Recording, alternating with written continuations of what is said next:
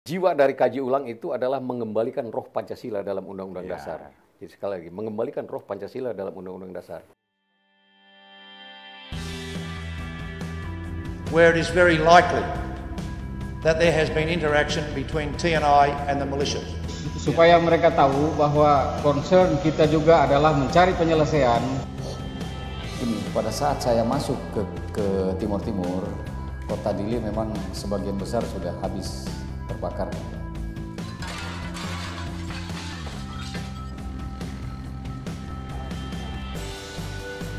Sesuai dengan resolusi nomor 1264, kontrol atas Timur adalah di tangan Interven. Menegaskan bahwa ideologi yang bertentangan dengan Pancasila, ideologi apapun yang bertentangan dengan Pancasila tidak dapat hidup di bumi negara kesatuan Republik Indonesia dalam bentuk apapun.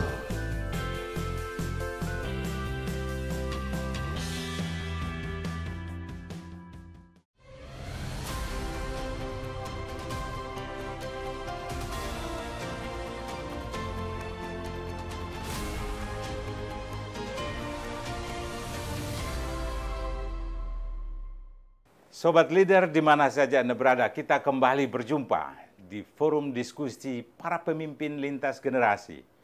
Dari Menara Kartika Chandra, Jakarta, kembali Leader bersama Anda dalam Indonesia Satu Channel bersama Letnan Jenderal Purnawirawan TNI Kiki Syahnakri. Selamat datang, Kang Kiki. Ya, selamat siang.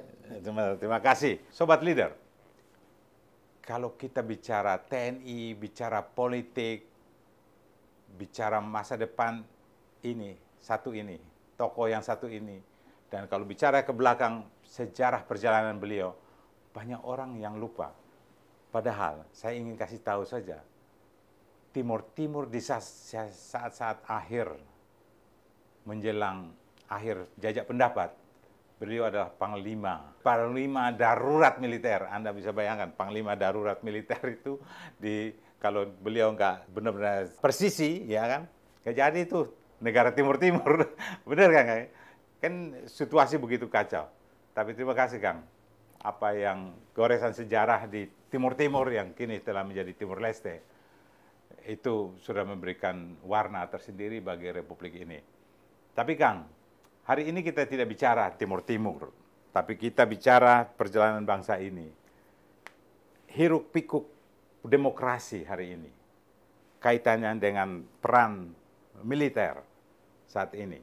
Karena kita tidak bisa mengabaikan peran militer sejak perang kemerdekaan sampai saat ini. Up and down-nya sangat menarik, Kang. Dan saya kira pergantian kepemimpinan pasca Reformasi 98, hari ini kita sudah sampai pada 25 tahun. Semua orang bilang, mari kita evaluasi kembali. Apa yang salah dalam perjalanan demokrasi kita? Hari-hari ini, perdebatan di ruang publik, sepertinya kok semua orang ikut bicara. Pada level-level bicara itu kan, apalagi sampai kritikan kepada presiden kan, itu kayaknya kok mengundang perhatian kelompok pro dan kontra. Nah, pro kontra ini makin mengerucut. Ini menunjukkan ada yang parah di dalam demokrasi kita. Padahal kita ini berbasis Pancasila, di dalamnya ada adapannya. Tapi sebut saja Rocky Gerung, Panji Gumilang, yang sekarang ini kan perbedaan, hanya media sosial memainkannya. Gimana Kang melihat persoalan semua ini? Ya, ini kalau bagi saya jelas. Ya. Ini adalah suatu derivasi dari amandemen Undang-Undang Dasar kita dulu. Undang-Undang Dasar 1945 memang tidak sempurna, dan para desainernya sendiri meminta bahwa setelah perang ini dievaluasi. Gitu kan, ada pasal 37 itu kan. Nah, akan tetapi Undang-Undang Dasar 45 yang didesain oleh founding fathers itulah Undang-Undang Dasar jelmaan dari Pancasila. Nah, kan lahir dulu Pancasilanya pada sidang BPUPK itu, lalu kemudian baru dirumuskan Undang-Undang Dasarnya. Roh dari Undang-Undang Dasar itu yang asli itu, karena Pancasila itu rohnya persatuan, maka roh Undang-Undang Dasar asli itu persatuan. Lalu kemudian ketika amandemen diubah, tanpa disadari, tanpa kewaspadaan masyarakat kita semua, ini kita dicolong oleh liberalisme, dibajak oleh liberalisme ketika itu. Maka Undang-Undang Dasar kita berubah drastis 180 derajat. Rohnya itu menjadi liberal, kebebasan. Liberalisme itu diterapkan di masyarakat Indonesia yang majemuk multidimensi. Yes. Ras, agama, budaya, adat istiadat, bahasa, dan seterusnya gitu. Dan kemudian kedewasaan berdemokrasinya dari elit sampai ke bawah belum begitu baik.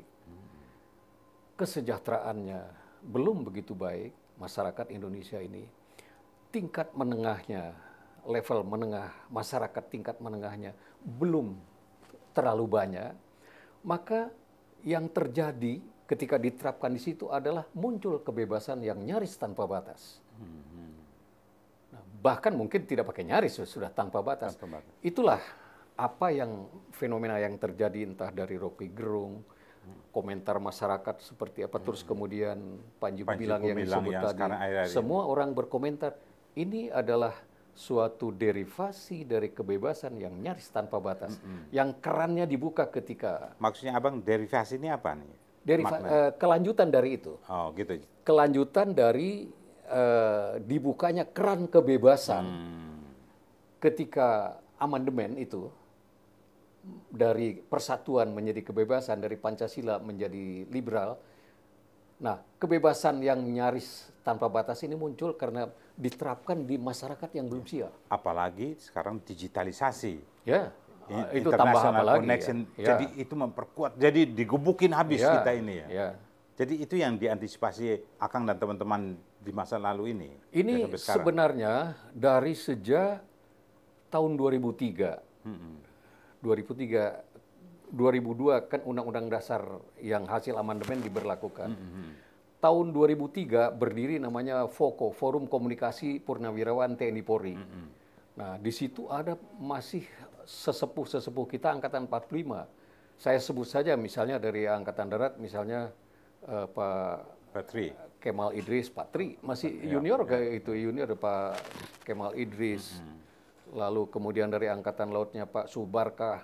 Oh, dulu, Angkatan Udara Pak Saleh Basarah gitu kan, polisinya Pak siapa, mantan Kapolri juga. Ya. Nah, jadi mereka sudah menyadari ini keliru, ada kekeliruan, dan itu berlanjut sampai sekarang. Ketika saya menjadi ketua umum PPAD, itu juga jejak itu yang saya ikuti gitu kan. Iya, Kang, memang saya kenapa tertarik mengangkat isu ini? Karena saya juga belajar ilmu politik dan pengalaman jurnalisme. Saya sampai hari ini saya masih mengabdi di dunia jurnalistik. Saya melihat di Amerika saja yang kebebasan itu majemuk negaranya. Padahal mereka itu negara yang pendatang-pendatang dari mana-mana, yang orang-orang intelektual semua. Kalau di Indonesia, majemuk Indonesia ini memang nggak parah. Karena ini tradisi sekali, mereka datang dari nggak sekolah, latar belakang macam-macam. Apalagi tambah sekarang suku-suku yang begini banyak, agama, perbedaan segala macam. Jadi memang mau dipaksa siap juga agak repot ya. Paksa model apa juga semua bersuara gitu. Ini berbahaya nggak ini Kang? Ya, sangat berbahaya. Kalau dibiarin terus ya. Bagi keutuhan bangsa negara, dari berbahaya untuk persatuan bangsa ini. Iya. Ini kalau dibiarkan tidak ada perubahan ke depan, tidak dievaluasi, ini kita bisa sampai pada perpecahan bangsa. Saya baca ilmu politik itu kan kayak Benjamin Franklin juga bilang, yang dia bilang join or die. Kebebasan atau demokrasi itu diibaratkan sebagai ular yang paling berbahaya di muka bumi. Ya. Tapi bukan kalau tidak ditata, maksudnya kalau dilepas di masyarakat yang kayak kita ini memang berbahaya sekali. Mau dipotong itu ular salah ya kan, bisa hancur-hancuran. Tapi dibiarkan juga kalau nah ini hanya bagaimana menjaganya supaya dia tidak dimatikan ular itu, tapi juga tidak berbahaya, tidak makan kembali tuannya, kan begitu Kang. Jadi demokrasi ini kan dirawatnya itu demokrasi model apa yang harusnya di Indonesia ini? Ya begini, kita ini semua bangsa-bangsa di dunia ini kan tidak hidup di ruang hampa. Ya. Mereka ini hidup di dalam suatu alam geopolitik. Yang masing-masing itu pihak itu mengusung kepentingan masing-masing. Nah, kita ingat bahwa negara ini, Indonesia ini, secara geografi ada 3 ciri.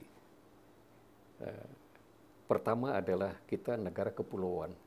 Mengelola negara kepulauan berbeda dengan mengelola negara kontinental. Ya. Lebih sulit dari mengelola negara kontinental. Let's say katakan bahwa untuk menyamakan harga BBM di ujung barat dan di ujung timur untuk negara kontinental itu lebih mudah. Mudah-mudah. Tapi negara kepulauan lebih susah dan lebih mahal. Ya. Agak sulit dengan subsidi yang pasti lebih besar. Itu yang pertama ya. Ya. Yang kedua, ciri geografis kita ini adalah letak strategisnya antara dua benua, antara dua Secara samudra, geopolitik. gitu kan. Nah, 72% konon kabarnya itu perdagangan dunia lewat Selat Malaka, wilayah kita gitu kan. Ekspor Australia ke luar negeri 65% dikapalkan lewat wilayah perairan Indonesia. Armada ke-7 Amerika kalau dia mau menuju hotspot di Timur Tengah pasti lewat perairan Indonesia. Nah, itu letak strategis dari itu yang cirinya gitu kan. Dan ciri yang ketiga adalah kekayaan sumber daya alamnya luar biasa Indonesia ini. Maka dari ciri geografis ini itu pasti beredar kepentingan-kepentingan asing di wilayah Nusantara ini. Yang satu saat pasti bertabrakan dengan kepentingan nasional kita. Nah, inilah suatu potensi konflik sekaligus ancaman di sini secara geografis. Secara natural sudah mengandung itu. Secara demografis, bangsa ini tadi sudah saya sebut, bangsa yang sangat majemuk, multidimensi. Ya. Lalu kemudian juga nomor 4 di dunia, besarnya gitu kan. Nah, dengan ciri demografis seperti itu, maka terkandung di dalamnya, katakanlah dalam budaya kita, itu mengandung kekuatan budaya. Tapi ciri demografis ini juga sekaligus mengandung ancaman. Salah-salah pemerintah mengelola kebinekaan ini, itu bisa menjadi malapetaka. Dari ciri geografis, ciri demografis kita ini secara natural memang sudah terkandung potensi-potensi konflik bahkan ancaman gitu kan. Ingat bahwa negara-negara kolonialis dulu Bung Karno setelah 45 itu sudah berubah wajah menjadi neokolonialisme, gitu kan. Dia tetap mengincar sumber daya alam kita, ingin memanfaatkan itu karena kekayaan sumber daya alam kita sangat sangat besar. Sekarang muncul lagi negara di utara kita, China misalnya gitu kan. Ada Cina ini suatu negara yang sama saja hegemonik, predatorik dengan Barat gitu kan. Dia juga ekspansionis. Nah, ketika kita melakukan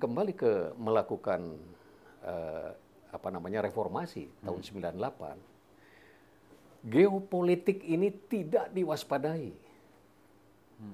Jadi tadi apa yang kurang misalnya di apa? Kewaspadaan. Amerika sendiri, Presiden Thomas Jefferson mengatakan, presiden kelima itu kalau nggak salah ya, mengatakan bahwa vigilance is a price of liberty. Kewaspadaan itu adalah suatu harga dari kebebasan. Itu kita abai dengan itu. Maka yang terjadi, itulah tadi. Akhirnya karena tidak ada kewaspadaan, maka momentum reformasi itu dibajak.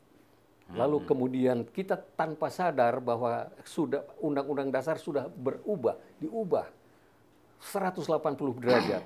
Rohnya yang tadinya persatuan menjadi kebebasan seperti yang saya katakan tadi. Itulah yang secara mungkin kronologiknya seperti itu. Mungkin memang geopolitik tidak dipikir di era reformasi 98 itu karena euforianya. Yang penting Soeharto turun. Nah, sekedar hanya pokoknya karena tekanan-tekanan dan semua seolah-olah TNI mau kembali ke berkuasa kembali, pingin militerisme lagi. Jadi ketakutan-ketakutan itu didorong mungkin dari kepentingan luar untuk bagaimana supaya jangan kasih kendor nih Barat. Nah, TNI jangan lupa bahwa konsep-konsep reformasi itu sampai sekarang masih ada upaya-upaya memarginalisasi TNI.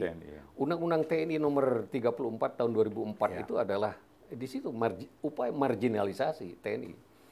Kenapa? Karena kalau TNI kuat, Indonesia juga kuat. Tidak bisa dihegemonik gitu. Nah, kalau TNI bersama, doktrinnya kan gitu, TNI bersama-sama rakyat gitu kan. Kalau ini lemah, dilemahkan ya gampang dihegemonik gitu. Tapi Bung Freddy, saya ingin kembali, ini waktu saya maaf terbatas, saya ingin kembali ke topik yaitu tentang tadi itu amandemen Undang-Undang Dasar itu. Evaluasi tadi, ini. Evaluasi. Ya. Apa sih substansi yang harus dievaluasi? Jadi begini, kalau bagi itu tadi ya, para purnawirawan yang saya sebut tadi dari Angkatan 45 sampai sekarang, saya lanjutkan sampai sekarang gitu, bahwa Undang-Undang Dasar asli itu adalah Undang-Undang Dasar yang berdasarkan Pancasila, dan itu sesuatu hasil yang luar biasa menurut saya gitu, hasil pemikiran yang luar biasa. Pak Yaakob Utama dulu mengatakan bahwa ini hasil pemikiran cerdas yang mendahului zamannya. Dengan demikian, Undang-Undang Dasar 45 yang asli itu adalah sebenarnya pangkal untuk bergerak, bukan tidak boleh di amandemen. Ya. Undang-Undang 437 aslinya itu juga amanat untuk mengamandemen itu. Tapi dari situlah kita pangkalnya. Nah, apa yang harus diamandemen sebenarnya? Nah, begini, dalam Undang-Undang Dasar yang asli itu, ini evaluasi ya, itu belum diatur rekrutmen utusan daerah dan utusan golongan dari MPR. Nah, kan asli itu MPR itu sebagai lembaga tertinggi negara. Pasal 2 ayat 1. Ya. Ini sebenarnya sistem ini orang founding father menyebutnya sebagai sistem sendiri. Ini adalah kuasi presidensial. Presidensial yang berada di bawah parlemen gitu kan. Nah, dalam hal ini MPR gitu kan. Nah, tapi karena tadi itu dalam Undang-Undang Dasar yang asli, rekrutmen utusan daerah dan utusan golongan belum diatur, maka yang terjadi selama era Bung Karno dan era Pak Harto, terjadi kooptasi eksekutif atas MPR. Selama Bung Karno kan Undang-Undang Dasar sementara terus gitu kan. Lalu Pak Harto sementaranya habis tapi tetap berjalan gitu kan. Parlementer gitu kan. Nah, jadi salah satu yang harus diamandemen itu adalah itu tadi. Masukkan utusan daerah dan utusan golongan ke dalam pasal-pasal Undang-Undang Dasar.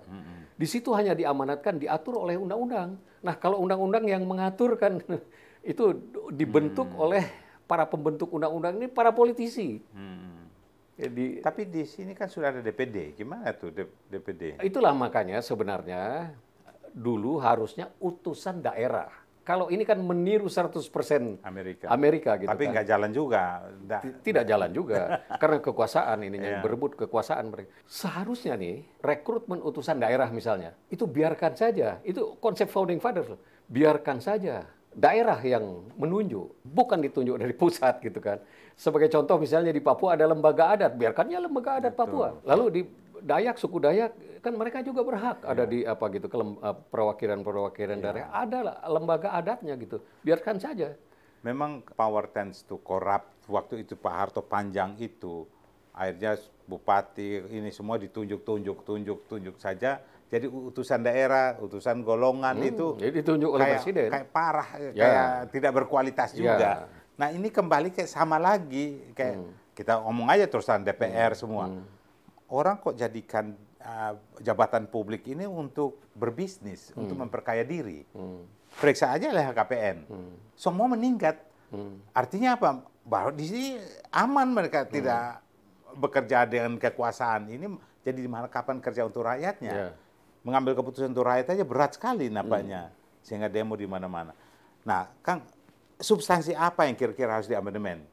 Jadi apakah kita harus kembali ke Undang-Undang Dasar yang asli dulu? Tidak. Atau gimana gitu? Jadi konsep para purnawirawan itu, ini ada dua pemikiran memang. Para purnawirawan yang saya sebutkan tadi, konsepnya kaji ulang. Kaji ulang. Kaji ulang Undang-Undang Dasar 45. Artinya bahwa kita kaji dulu, jadikan dulu hasil koreksi dari amandemen ini. Artinya baru evaluasi diberlakukan. dulu. Pertama evaluasi dulu. Evaluasi dulu. Lalu kaji ulang. Dikaji lagi dulu, lalu diberlakukan, lalu dikonsepkan dan diberlakukan. Hasil kaji ulang itu. Nah, yang harus di amandemen seperti saya bilang tadi, rekrutmen utusan daerah dan utusan golongan harus diatur. Utusan golongan biar aja kayak ID, biarkan di ikatan dokter, ikatan insinyur dan lain sebagainya gitu kan. Lalu kemudian setelah kaji ulang itu, lalu disahkan oleh MPR, dibicarakan di MPR dan disahkan oleh MPR gitu kan. Kalau usulan kita ada dulu pasti ada dibentuk panitia ad hoc kan. Nah, panitia ad hoc ini jangan para politisi, tapi dia harus yang betul-betul akademisi. Jadi kalau politisi pasti bawa kepentingannya. Sekarang muncul oligarki yang banyak dibicarakan, politik uang, machiavellianisme, banyak hal-hal yang negatif sekarang ini. Itu sekali lagi, itu adalah derivasi dari kebebasan yang nyaris tanpa batas itu tadi. Jadi kalau kita mau membawa politisi lagi ke sini ya sama aja gitu. Biarkan itu kalau ini saya kepada para akademisi yang mengerti gitu kan. Kalau sebut 3 misalnya GBHN, ada yang bilang GBHN masa waktu jabatan presiden, kemudian lembaga tertinggi negara MPR dikembalikan. Menurut Akang ini setuju nggak ini? Ya itu memang harus dalam kaji ulang itu. Kaji ulang itu artinya jiwa dari kaji ulang itu adalah mengembalikan roh Pancasila dalam Undang-Undang Dasar. Jadi sekali lagi mengembalikan roh Pancasila dalam Undang-Undang Dasar. Roh Pancasila itu adanya adalah disebut sistem MPR, MPR sebagai lembaga tertinggi negara. Ya itu dulu gitu kan, yang dikaji ulang. Nah lalu kemudian yang lain-lain ada seperti saya katakan tadi itu dimasukkan. Itu apa namanya aturan tentang rekrutmen utusan golongan. Lalu kemudian ada juga ini dalam kaji ulang juga hal-hal yang bagus yang sudah dihasilkan dalam amandemen yang lalu ambil pelihara. Contoh tadi itu salah satunya hasil amandemen yang lalu yang bagus adalah pembatasan masa jabatan presiden dari yang tadinya tidak menjadi tegas diatur 2 kali gitu kan. Ini harus diatur. Kalau tidak, ya kembali seperti tadi, artinya memunculkan kekuasaan dan sebagainya. Yang absolut tadi itu, power, trend to corrupt, absolute power, corrupt absolutely. Saya lihat model kayak tadi saya sebut di awal, kayak model isu Panji Gumilang, kemudian isu Rocky Gerung yang sekarang ini digiring semua ke ranah hukum. Padahal di ranah hukum pun tidak ada kepastian. Presiden tidak mau melapor, misalnya dia tidak merasa terhina di situ. Tapi rakyat merasa terhina. Ini kan susah kalau kepastian hukum itu tidak ada dalam hal-hal semacam ini. Rakyat bergerak, artinya ada 2 kubu. Dan ini akan sulit bagi keamanan kita. Kalau buat saya, memang saya tidak ahli hukum ya. Ini menggambarkan ketidakpastian itu bukan hanya di penegakannya, akan tetapi dalam sistem hukumnya juga memberi ketidakpastian. Jadi orang baca dari sistem hukum ini kita ngomong aja dia nggak bahkan. Padahal begini, Undang-Undang Dasar itu kan stat fundamental norm. Semua hukum itu harus mengacu kepada Undang-Undang Dasar ini. Dalam Undang-Undang Dasar yang asli ada penjelasan. Yang penjelasan ini ketika amandemen dihapus loh, sengaja gitu kan. Nah, lalu di dalam penjelasan tentang pembukaan ada 4 pokok pikiran dari para pendiri negara ini. 4 pokok pikiran itu harusnya menjadi pedoman pokok dalam menyusun batang tubuh dari Undang-Undang Dasar ini. 4 pokok itu apa? Yang pertama adalah negara yang akan dibentuk itu diinginkan merupakan negara persatuan, istilahnya pada saat itu. Negara persatuan. Jadi intinya persatuan yang harus ada di dalam bangsa dan negara ini. Yang kedua adalah negara hendak mewujudkan kesejahteraan bagi seluruh rakyat Indonesia. Negara. Jadi bukan seperti sistem liberal yang mengerahkan kepada mekanisme pasar, kepada civil society gitu, tapi negara yang berkewajiban di sini. Kenapa? Karena kemajemukan tadi yang luar biasa. Dalam yang satunya tadi kembali ke situ, disebutkan negara harus mengatasi semua paham golongan dan paham perorangan. Yang pertama, yang kedua tadi itu selain persatuan tadi itu ya.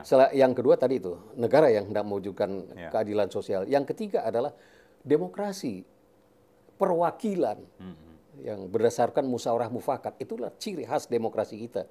Jadi dalam mewujudkan persatuan, di dalam mewujudkan keadilan sosial harus berdasarkan demokrasi perwakilan ini. Dan yang keempat ini loh, ini yang luar biasa. Ya. Nah, yang keempat di situ disebutkan bahwa negara, pemerintah harus menjamin terbentuknya, harus membuat suatu peraturan-peraturan yang mengarah kepada pembentukan budi pekerti luhur. Nah ini. Budi pekerti luhur berdasarkan ketuhanan yang Maha Esa dan kemanusiaan yang adil dan beradab. Jadi inilah sebenarnya tujuan berbangsa bernegara kita ini, mewujudkan budi pekerti luhur berdasarkan ketuhanan dan kemanusiaan. Ini yang dilupakan. Di dalam aturan-aturan perundang-undangan mungkin tidak menggantol ke sini. Nah, jadi sekali lagi, bagaimanapun bangsa yang luar biasa majemuk ini, tanpa diatur dengan hukum, tanpa diatur dengan budi pekerti tadi, waduh itu bisa bebas kemana-mana. Jadi jadinya gitu kan. liberal. Ya, liberal, sangat liberal. Saya khawatir isu Rocky Gerung dan isu Panji Gumilang itu memicu evaluasi total tentang reformasi 98. Jadi tidak dilihat hanya semacam kritik saja atau hinaan atau kalau hanya segitu terlalu cetek karena sudah terlalu panjang ini perkembangannya. Dan apalagi di kelompok Al Zaitun yang begitu luar biasa diakui, tapi dituduh ada NII, KW9 dan sebagainya. Ini kan pekerjaan pemerintah ada di dalam. Kalau mau dibilang, kalau pekerjaan intelijen kan tidak bisa dibuka di umum. Gimana sih di dunia mana yang ada proyek intelijen lalu dibuka di umum? Tadi saya tertarik pertanyaan itu, khawatir membuka kembali. Kalau saya bukan khawatir, saya berharap justru itu. Oh begitu. Berharap sampai kepada evaluasi umum terhadap Undang-Undang Dasar hasil amandemen ini. Karena kenapa? Karena seperti saya katakan tadi, karut marut sekarang ini sumbernya ya dari situ. Dari situ. Dan ada kepastian hukum. Akhirnya seolah-olah orang bisa buat apa saja. Semua bebas kok, tidak ada mau ngomong apa, mau maki apa. Waduh, kalau baik yang mau terima, kalau nggak terima bisa golok-golokan itu, Pak. Jadi kepentingan di sini, kepentingan kekuasaan. Bukan lagi restat, mahstat gitu. Ya. Jadi kepentingan kekuasaan sangat menonjol. Saya lihat Pak Muldoko baru ngomong, saya pasang itu udah ramenya. Padahal kan beliau bilang ini kan robot ini, ya.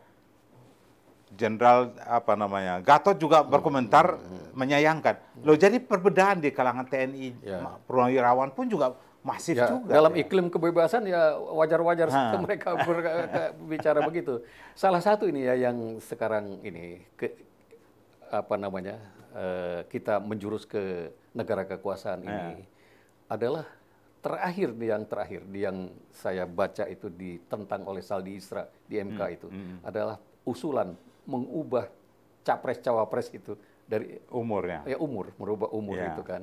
Nah ini ada kepentingan tersembunyi di situ gitu kan. Ini yang tidak boleh sebenarnya. Ini tidak menarik ya, tidak. Ini kan negara sangat besar yang dijaga. Ya kenapa harus memaksakan kekuasaan gitu kan? Tapi ada satu pertanyaan terakhir. Momentum ini siapa yang harus melakukan? Karena semua jabatan publik termasuk DPR hasil produk dari ini. Panjang lagi cerita kalau ini. Jadi luar biasa tantangannya luar biasa. Bukan hanya dari dalam. Tapi apa presiden bisa mengeluarkan dari luar? Enggak mungkin. Tidak mungkin. Dekret tidak mungkin lah. Sangat tidak mungkin. Jadi yang mungkin adalah masyarakat, rakyat. Dalam hal ini, rakyat harus diwakili oleh kelompok intelektual. Kita merdeka juga intelektual yang memerdekakan negeri ini gitu kan, kaum intelektual. Ini juga untuk mengembalikan, kita harap dipelopori oleh kaum intelektual yang sadar gitu kan, bukan intelektual yang punya kepentingan juga gitu kan ya.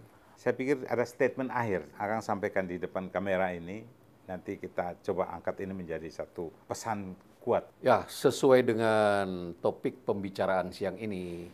Dan juga sesuai apa yang kami para purnawirawan perjuangkan selama ini, yaitu tentang saya sebut kaji ulang tadi, maka jangan sia-siakan momentum yang ada, jangan sia-siakan waktu yang ada, waktu kita sedikit. Untuk menjadi Indonesia emas di tahun 2045 tinggal berapa tahun lagi. Dan itu tidak mungkin bisa dicapai kalau dengan iklim kebebasan seperti ini.